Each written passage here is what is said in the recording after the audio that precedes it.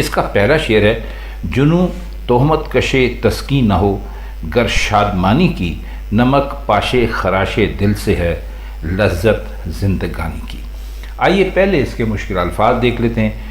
جنوں کا مطلب ہے پاگل پن، اور جب غالب یا کوئی بھی شاعر جنوں استعمال کرتے ہیں تو وہ کسی عام پاگل کے لیے استعمال نہیں کرتے، وہ صرف عاشقوں کا جنون یا عاشقوں کے پاگل پن کی بات کرتے ہیں۔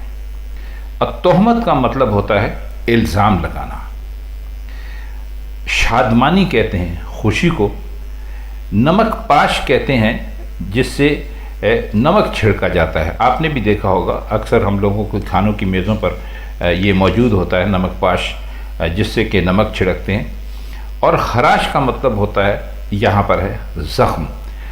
لذت کہتے ہیں مزہ لینے کو، لطف لینے کو، اور زندگانی جیسا کہ آپ جانتے ہیں زندگی کو کہتے ہیں۔ تو وہ اپنے دوستوں سے مخاطب ہیں، اپنے پڑھنے والوں سے مخاطب ہیں، تو فرماتے ہیں کہ اگر مجھے تھوڑی دیر کے لیے خوشی کرتا ہوا پاؤ تو مجھ پر یہ تہمت نہ لگا دینا کہ بھائی اس کو تو آرام آ گیا ہے، یہ سکون سے ہو گیا ہے۔ غالب نے کئی جگہ اپنے دوستوں سے اس طرح کا تخاطب کیا ہے، اس طرح وہ مخاطب ہوئے ہیں۔ یہ جو کہتے ہیں کہ جو ایک عارضی اور وقتی طور پہ خوشی ہے، اس کا مقصد یہ ہوتا ہے کہ آنے والی تکلیف زیادہ سے زیادہ محسوس ہو۔ یہ تو آپ جانتے ہیں کہ جب کسی آدمی کی زندگی میں بہت زیادہ خوشیاں ہوں، اسے دنیا بھر کی سہولتیں، دنیا بھر کی آسائشیں میسر ہوں، اور خدا نہ خواستہ اس کے اوپر کوئی ایسا غم آ جائے کہ اس سے سب آسائشیں چھن جائیں، تو یہ بڑی قدرتی سی بات ہے کہ غم اور تکلیف زیادہ محسوس ہوتی ہے۔ اللہ بچائے، ایسے لوگ آپ نے بھی دیکھے ہوں گے، ہم نے بھی دیکھے ہوں گے، اور اسی لیے آپ نے وہ دعا بھی سنی ہوگی جو اللہ تعالیٰ سے دعاؤں کرنے میں ایک دعا شامل ہے کہ اللہ پاک مجھے راحت کے بعد کبھی غم نہ دکھانا۔ اس لیے کہ اگر آپ کی زندگی میں راحت نہیں ہے اور پریشانی ایک اور آ گئی ہے تب تو کوئی مسئلہ نہیں ہے، لیکن اگر آپ کی زندگی میں راحت ہے، خوشی ہے، اطمینان ہے، سکون ہے، اور پھر آپ کسی غم سے دوچار ہو جاتے ہیں تو وہ غم بہت زیادہ محسوس ہوتا ہے۔ تو اسی لیے انہوں نے کہا کہ میں اب اگر زندگی میں تھوڑی بہت لذت محسوس کرتا ہوں تو میں چونکہ اپنے عشق کے جنون میں ہوں، اور میں چاہتا ہوں کہ میرے عشق کے جنون میں مجھے زیادہ سے زیادہ تکلیف پہنچے، تو اس لیے آپ جو مجھے ایک وقتی طور پر خوشی میں مبتلا دیکھتے ہیں، تو میں چاہتا ہوں کہ جب یہ خوشی ختم ہو اور جب غم آئے تو وہ بہت ہی زیادہ مجھے بہت ہی زیادہ محسوس ہو۔ تو کہتے ہیں کہ زندگی میں تھوڑی سی لذت محسوس کرنا تو ایسا ہے میرے لیے جیسے دل کے زخموں پر نمک چھڑکنا ہے تاکہ درد اور بڑھ جائے۔ ویسے آپ جانتے ہیں کہ زخم میں تکلیف ہوتی ہے، لیکن اگر زخموں کے اوپر نمک چھڑک دیا جائے تو اس کی تکلیف اور زیادہ بڑھ جاتی ہے۔ تو فرماتے ہیں کہ تم لوگ یہ نہ سمجھنا کہ یہ آرام اور سکون کی میں کوئی کوشش کر رہا ہوں، یہ ایسی کوشش نہیں ہے، یہ میں تم بظاہر ضرور ایسا نظر آ رہا ہے، لیکن اس کے پیچھے مقصد یہ ہے کہ میرا جو غم کا یا رنج کا احساس ہے وہ بہت زیادہ بڑھ جائے، تو میں جو خوشی کا اظہار کرتا ہوں یا وقتی طور پہ کسی خوشی کو قبول کر لیتا ہوں تو وہ اس لیے کرتا ہوں کہ اس کے بعد جب غم آئے تو اس کو میں زیادہ سے زیادہ محسوس کر سکوں۔ کیا اچھا شعر ہے اور کیا باریک معنی ہے۔ آئیے اس کا شعر نمبر 2 دیکھیں۔ کشاکش ہائے ہستی سے کرے کیا، سعی آزادی ہوئی زنجیر موج آپ کو فرصت روانی کی۔ اب دیکھیے خواتین و حضرات، یہ شعر اگر کسی ایسے شخص کے سامنے پڑھ دیا جائے جس کا غالب سے کوئی تعلق کوئی واسطہ نہ ہو، اور وہ اس شعر کے اس سے معنی کرنے کے لیے کہا جائے تو وہ یقیناً نہیں کر سکے گا۔ اب اس کے اگر ہم وہ معنی کرنے کے لیے بیٹھ جائیں جو کہ اساتذہ کے لیے ہوتے ہیں یا جو کتابوں میں لکھے جاتے ہیں یا جو طالب علموں کو ان کے کمرہ جماعت یا کلاس روم میں پڑھائے جاتے ہیں، تو آپ یقین کیجئے کہ صرف اس شعر کی تشریح کرنے میں اور اس شعر کی معنی کرنے میں 2-3 گھنٹے تو ضرور ہی گزر جائیں گے۔ لیکن چونکہ ہم یہاں پر ان لوگوں کے لیے یہ ویڈیوز پیش کرتے ہیں جنہوں نے ابھی ابھی غالب کو پڑھنا شروع کیا یا جو غالب کو سمجھنا چاہتے ہیں، تو اس کے لیے انہی کی ذہنی سطح کے مطابق ہمیں اس کے معنی کرنا پڑتے ہیں، ورنہ آپ سے ہم یہ عرض کریں کہ غالب کے ایک شارح تھے، یعنی انہوں نے غالب کی شرح کی تھی، ان کا نام تھا مولانا طباطبائی۔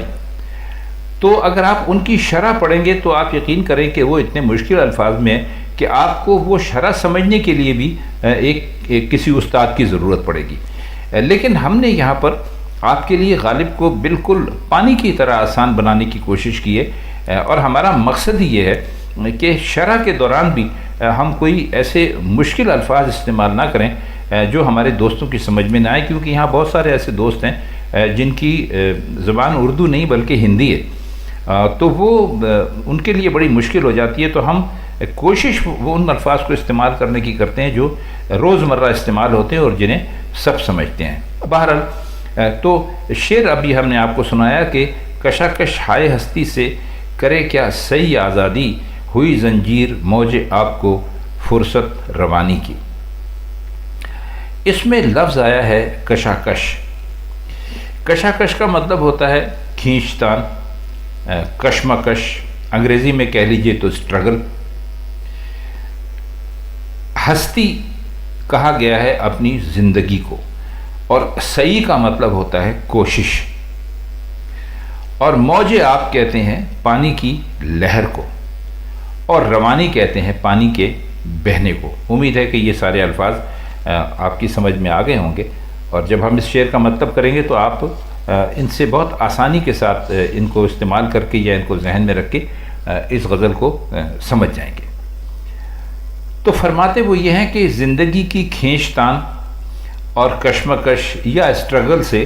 نجات حاصل کرنے کی کوئی کوشش کیسے کامیاب ہو سکتی ہے؟ تو پھر انہوں نے ایک مثال دی، کہتے ہیں کہ دیکھیے آپ کے سامنے لہر کی مثال ہے، پانی کی لہر کی مثال ہے، تو اسے پانی میں چلنے کا جو موقع ملا وہی اس کے لیے ایک زنجیر بن گیا، یعنی اس نے زندگی کی کشمکش سے نکل جانے کی کوشش کی، لیکن وہ کوشش اسے مزید جکڑ لینے کا باعث بن گئی، سبب بن گئی۔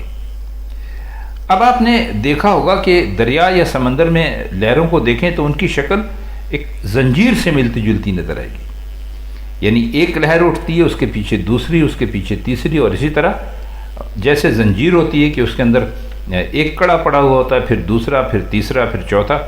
تو وہ ان سے ایک مسلسل ایک زنجیر بن جاتی ہے۔ تو کہتے ہیں کہ وہ رواں ہو، یعنی وہ چلے، تو چلی تو اس لیے تھی کہ زندگی کی الجھنوں سے نجات پانے، مگر وہی روانی ان کے لیے زنجیر بن گئی۔ مطلب اس کو اگر آپ عام دنیا کی زندگی پر یعنی لا کر دیکھیے تو ایک عجیب و غریب صورتحال آپ کے سامنے یعنی پیش آتی ہے۔ وہ یہ کہ جب انسان کسی ایک مشکل سے نکلتا ہے اور اس مشکل سے نکلنے کے لیے یعنی ایک کسی مشکل پہ پھنستا ہے، معذرت چاہتے ہیں، اور اس مشکل سے نکلنے کے لیے اس کی کوشش یہ ہوتی ہے کہ وہ کوئی تدبیر کرے۔ اب جو تدبیر کرے یا کوئی ایسا طریقہ ڈھونڈے، اب جب وہ تدبیر اور طریقہ کرتا ہے تو ایک نئی مشکل پیش آ جاتی ہے، تو وہ پچھلی مشکل کو سوچ کے اب جو نئی مشکل پیش آئی ہے اس کو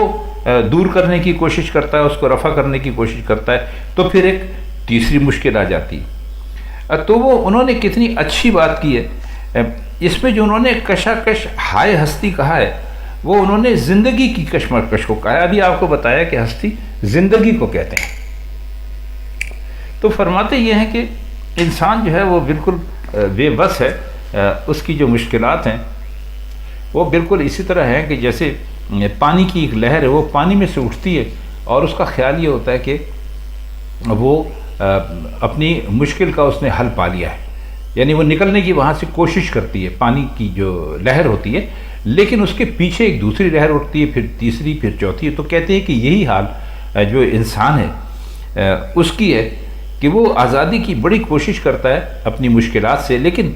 جیسے ہی وہ ایک مشکل سے نکلتا ہے دوسری مشکل میں پھنس جاتا ہے، اور جب دوسری مشکل میں پھنستا ہے اور اس کا علاج ڈھونڈنا شروع کرتا ہے تو ابھی آپ کو بتایا کہ پھر ایک تیسری مشکل سامنے کھڑی ہوئی ہوتی ہے اور یوں زندگی مشکلات کی ایک زنجیر بن جاتی ہے۔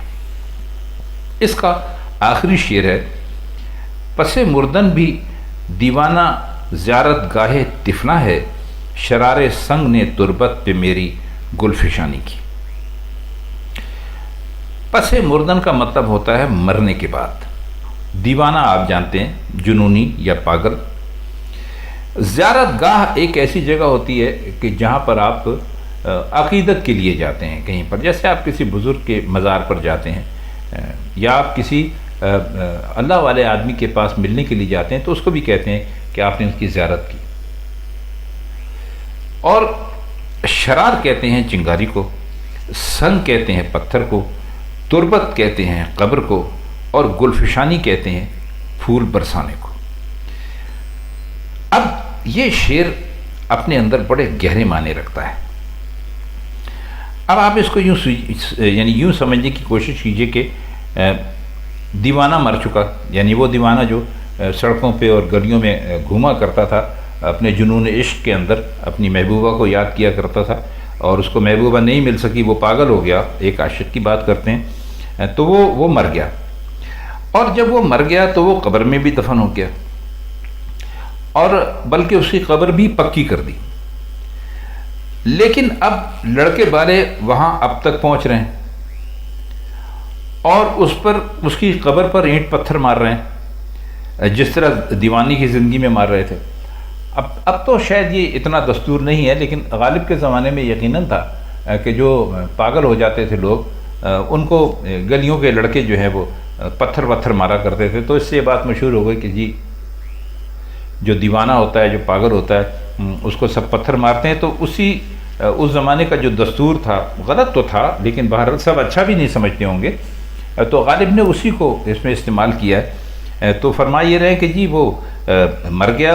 دفن ہو گیا، قبر پکی ہو گئی، لیکن لڑکے ابھی بھی جاتے ہیں اور اس کے مزار پہ جا کے پتھر مارتے ہیں جس طرح اس کی زندگی میں مارتے تھے۔ تو فرماتے یہ ہیں کہ جب پتھر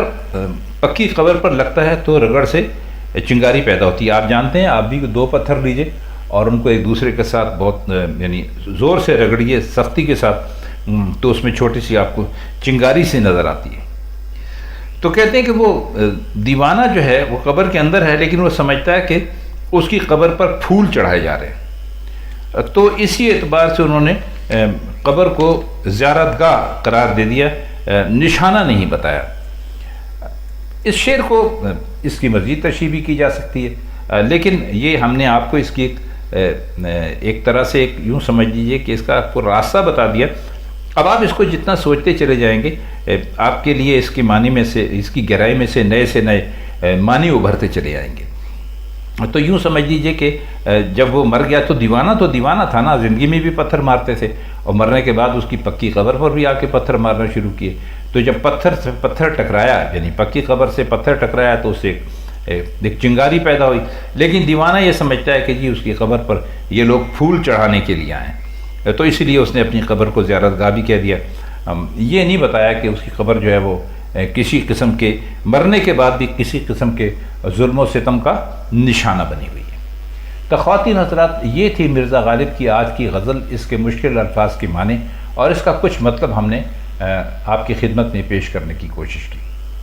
آپ سے عرض یہ کرنا تھا، ہم پہلے بھی اپنی کئی غزلوں کی تشریحات میں کہہ چکے ہیں کہ آپ ہمارے چینل کو لائک ضرور کر دیا کریں، تاکہ ہمیں ایک تو اس بات کا اندازہ ہو کہ آپ اس کو پسند کر رہے ہیں، یا ڈس لائک کر دیا کریں، یہ کوئی بحث نہیں ہے، تاکہ ہمارے علم میں یہ بات آتی رہے کہ ہمارا کیا ہوا کام کس حد تک آپ لوگوں کو برا یا اچھا لگتا ہے۔ تو آج کے لیے بس اتنا ہی۔ مرزا غالب کی کسی اور غزل کے ساتھ کسی اور محفل میں آپ سے پھر ملاقات ہوگی۔ تب تک کے لیے ہم چاہتے ہیں آپ سے اجازت۔ خدا حافظ۔